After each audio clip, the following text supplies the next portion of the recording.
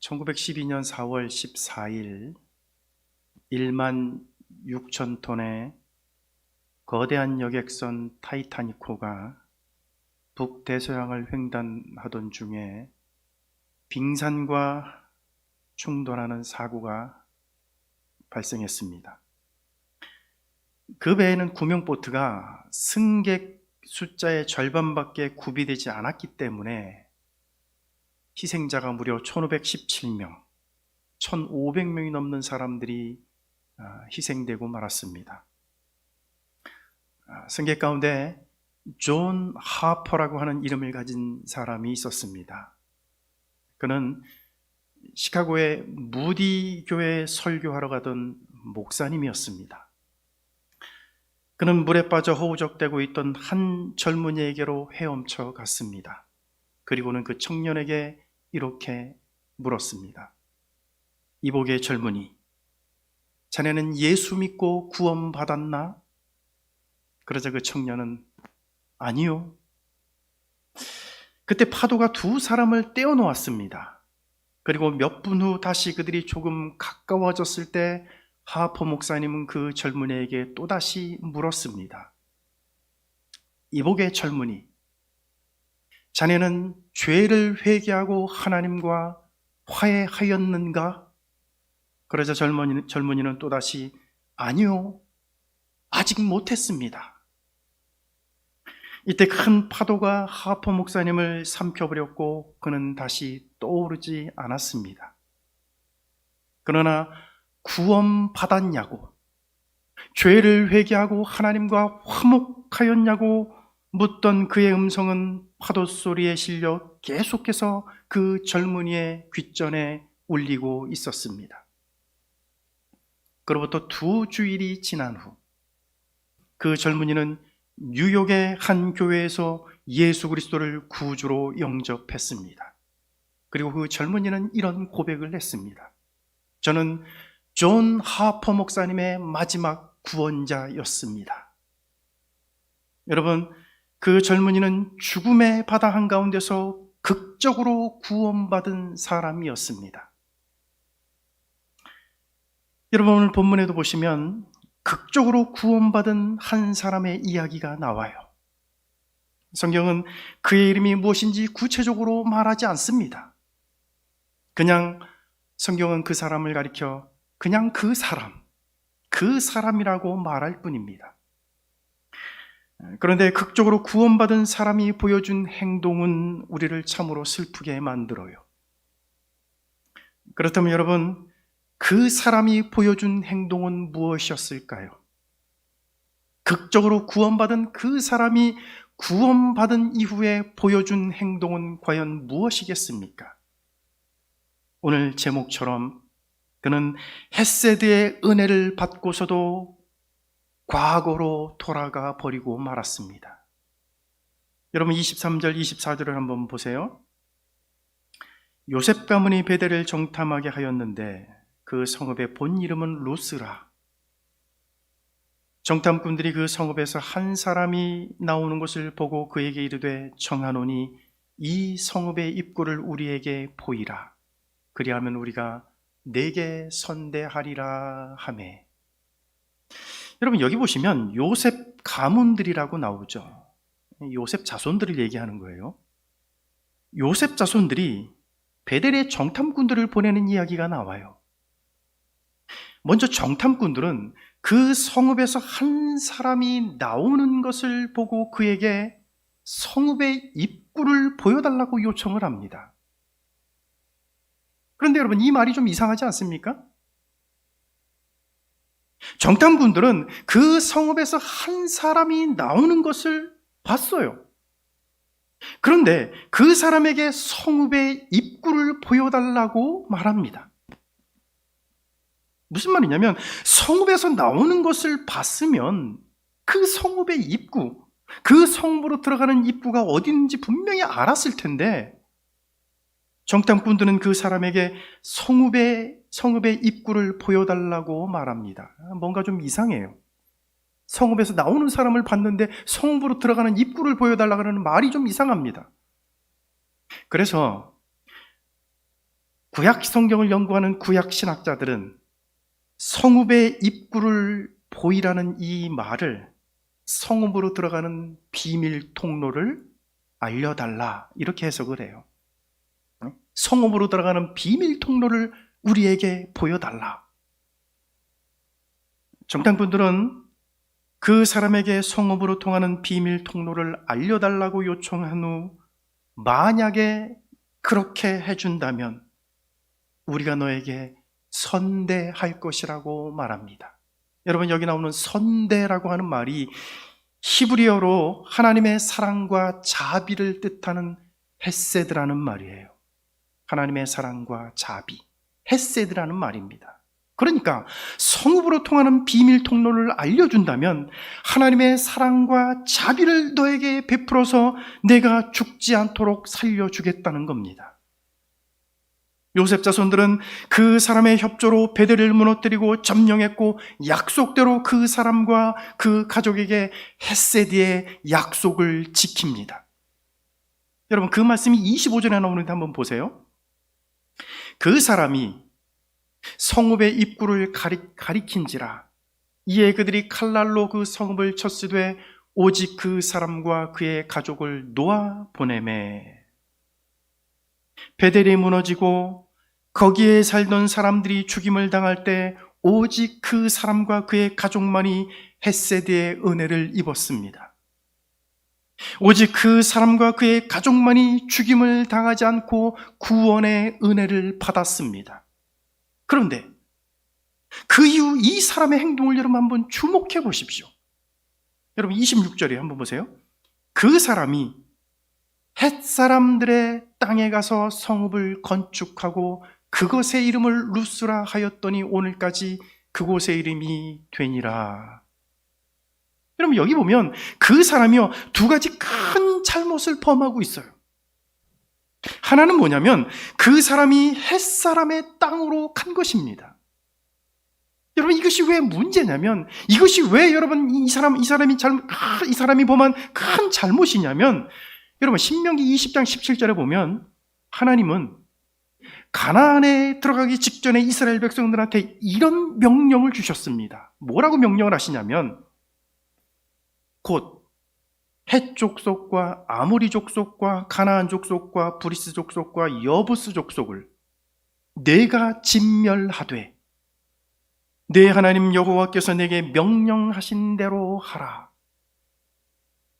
여러분, 헷 족속은 하나님의 명령을 따라 이스라엘 백성들이 진멸해야 할 가나안 부족 중에 하나였습니다. 그런데 그 사람은 멸망받을 땅, 진멸의 대상인 헷사람의 땅으로 들어간 것이에요. 다시 말하면 그 사람은 헤세드의 은혜를 받고서도 다시 죽음과 진멸의 땅으로 들어간 것이었습니다. 베드로후서 2장 20절부터 22절에 보면 예수 믿고 세상의 더러운 것에서 구원받은 사람이 다시 세상으로 돌아간다면 그것은 마치 개가 토한 것을 도로 먹고 돼지가 씻었다가 더러운 구덩이에 다시 눕는 것과 같은 것이라고 말합니다. 여러분, 지금 헤세드의 은혜를 입은 사람의 행동이 딱 이와 같지 않습니까? 모든 사람들이 진멸당하는 살육의 현장에서 유일하게 자신과 자신의 가족만이 구원을 받았어요. 그런데 그는 또다시 진멸받아야 할 그 어둠의 땅, 죄악의 땅으로 돌아가고 말았습니다. 여러분, 예수 믿고 구원받은 성도가 다시 과거로 돌아가는 것은 참으로 어리석은 것입니다. 하나님의 은혜로 헤세드의 은혜를 받은 성도들이, 하나님의 은혜와 하나님의 자비를 받은 성도들이 예수 믿고 구원받은 이후에 예수 믿기 이전의 삶으로 다시 돌아가는 것은 매우 어리석은 거예요. 여러분, 바울은 갈라디아서 3장에서 이렇게 말을 합니다.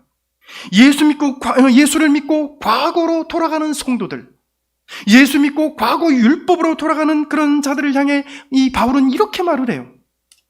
어리석도다 갈라디아 성도들아, 너희가 성령으로 시작하였으나 이제 육체로 마치겠느냐? 여러분, 과거로 돌아가는 것, 예수 믿기 전에 과거의 삶으로 돌아가는 것은 마치 성령으로 시작했다가 육체로 마치는 것과 같은 것이라고 바울은 지적하고 있습니다.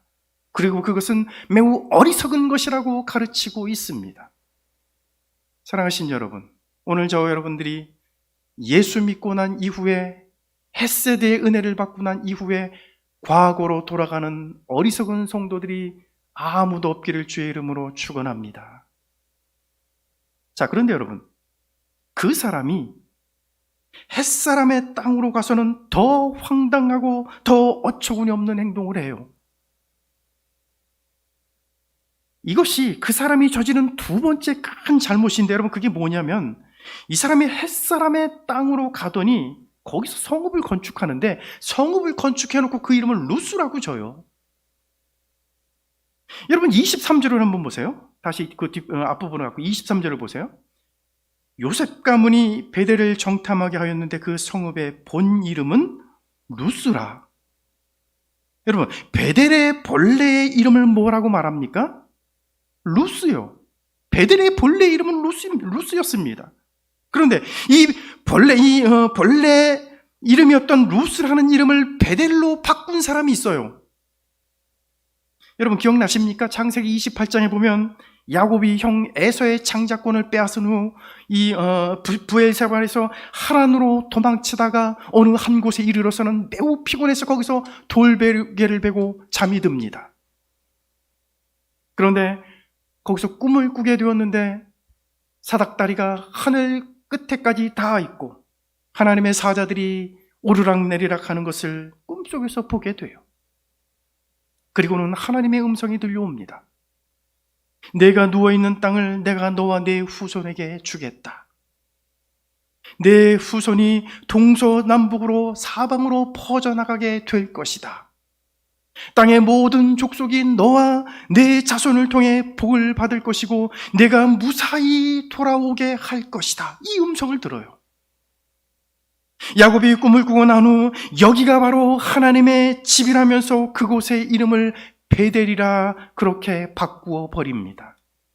그러니까 루스라고 하는 벌레 이름을 베델로 바꾼 사람은 바로 야곱이었습니다. 그리고 베델은 야곱의 인생에서 처음으로 하나님을 만난 감격의 장소, 은혜의 장소였습니다. 그런데 오늘 본문에 나오는 그 사람이 베델의 이름을 다시 가나안식 옛 이름인 루스로 바꿔버리고 말았습니다. 여러분, 하나님을 만난 거룩한 장소 베델을 다시 가나안식 옛 이름으로 바꾸었다는 것이 여러분 무엇을 의미하는지 아십니까, 여러분? 그것은 하나님의 백성이 아닌 가나안 사람으로 살겠다는 것입니다. 하나님의 언약 공동체 안에 들어오지 않겠다는 것이며 하나님의 백성으로 이스라엘 공동체 안에 들어오지 않겠다는 것입니다. 아까도 말했지만 그 사람은 헷세대의 은혜를 받은 사람이에요. 요셉 자손들이 베델을 쳐서 점령할 때 오직 그 사람과 그 가족만이 구원의 은혜를 받았습니다. 진멸의 대상이었던 사람, 죽어 마땅한 사람을 살려준 것입니다. 그런데 죽음 가운데 구원받은 사람이 다시 가나안의 삶으로 돌아가 버리고 만 것입니다. 다시 말하면 헷세대의 은혜를 입은 사람이 헷세대의 은혜를 받기 전에 삶으로 돌아가 버린 것입니다. 여러분, 구약 신학자 중에 웹이라고 하는 사람이 있어요. 웹. 여러분, 이 사람이 무슨 말을 했냐면 이런 말을 했어요. 여기 나오는 그 사람이 건축한 루스라고 하는 성읍이 가나안의 문화를 부흥시켰다는 거예요. 그 성읍이 가나안의 문화를 부흥시키고 훗날 이스라엘 공동체 안에 가나안의 우상을 퍼뜨리는 결정적인 역할을 했다고 그 학자는 그렇게 말을 합니다. 그러니까 여러분, 하나님이 헷세대의 은혜를 베풀어 주어서 살려주었더니 그 사람은 하나님의 은혜를 망각하고 다시 가나안의 삶으로 돌아가 루스라는 성읍을 세워서 이스라엘 안에 가나안의 우상을 퍼뜨리는 악을 저지르는 사람이 되었던 것입니다. 가끔요, 불신자들 중에 이런 말을 하는 사람이 있어요. 나도 전에 교회 다녀봤어요 하는 사람이요. 어릴 때 주일학교를 다녔던 적이 있습니다 하는 사람이요. 가끔 그런 사람 봐요. 여러분, 어쩌면 그들은 과거에 헷세대의 은혜를 받은 사람이라고 말할 수 있습니다. 여러분, 하나님을 예배하는 자리, 여기 이 자리에 나올 수 있는 것이 여러분 우연이라고 생각합니까? 여러분, 우리가 여기 나와서 여러분 하나님을 예배하는 것이 여러분 우연이라고 생각하세요? 요한복음 6장 44절에 보면 거기 이런 말을 해요.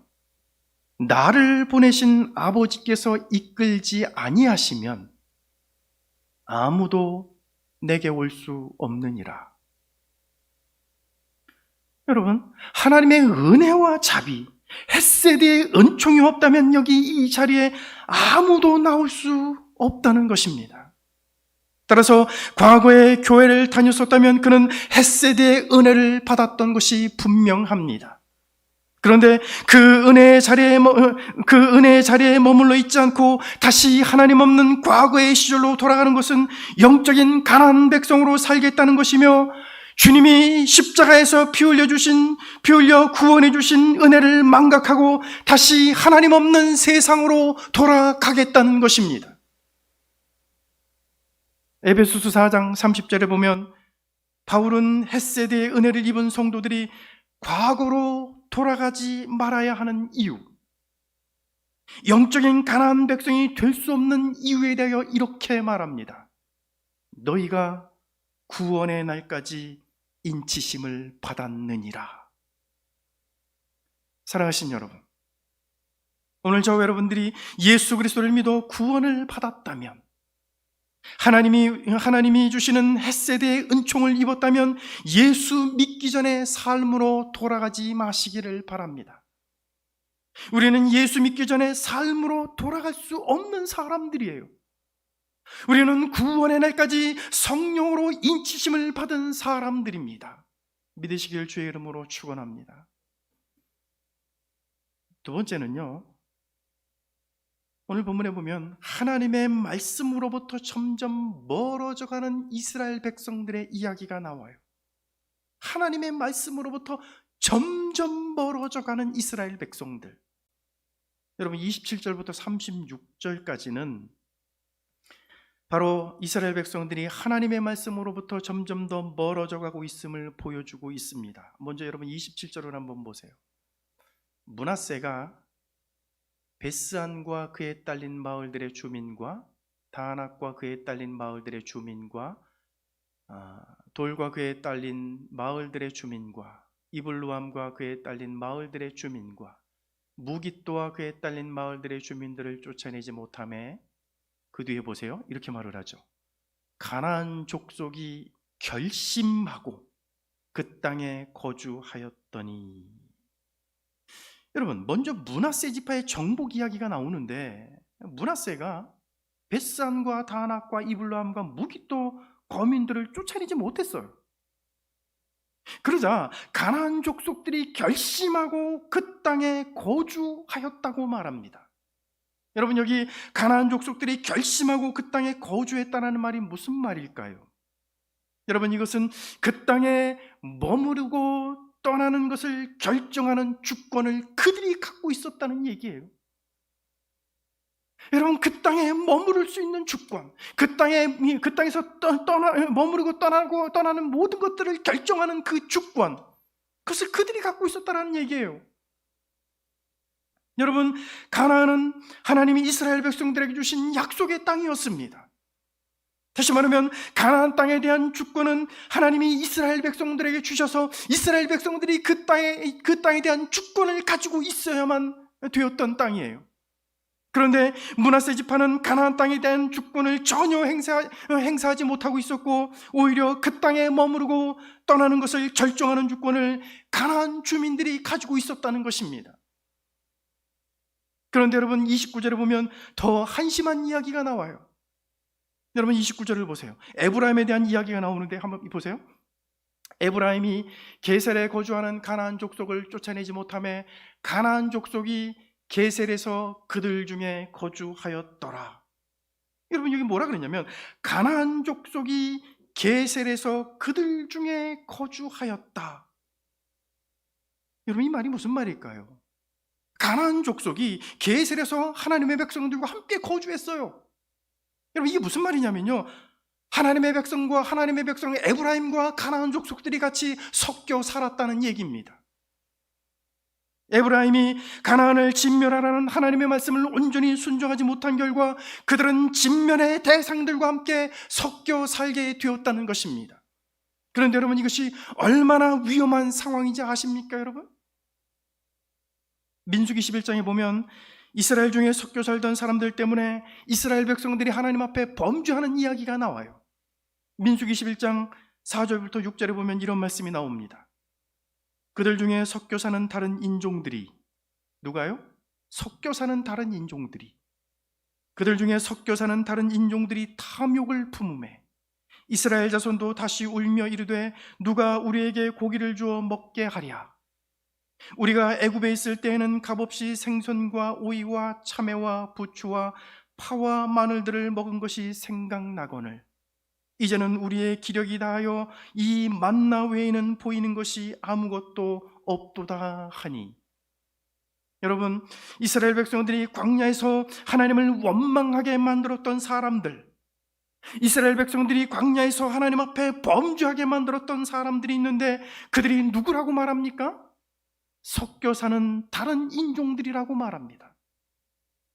이스라엘 가운데 섞여 살던 무리들은 본래 이스라엘 백성들이 애굽을 탈출해서 나올 때, 출애굽할 때 함께 따라 나왔던 잡족들이었습니다.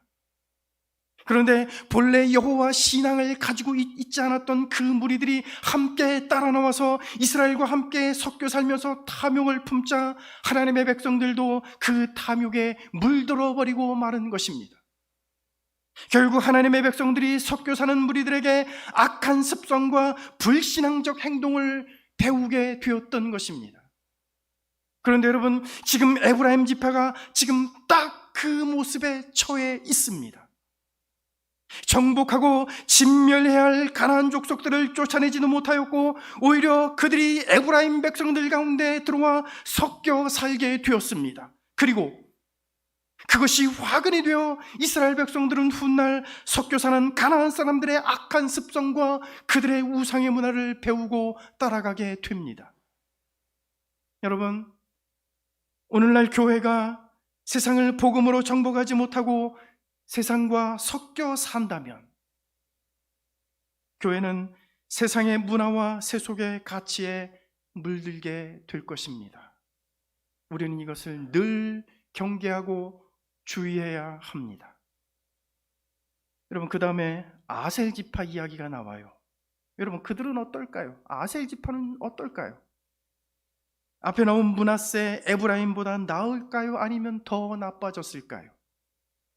여러분 31절 32절을 한번 보세요. 한번 다 같이 한번 읽어볼게요. 31절 32절 시작.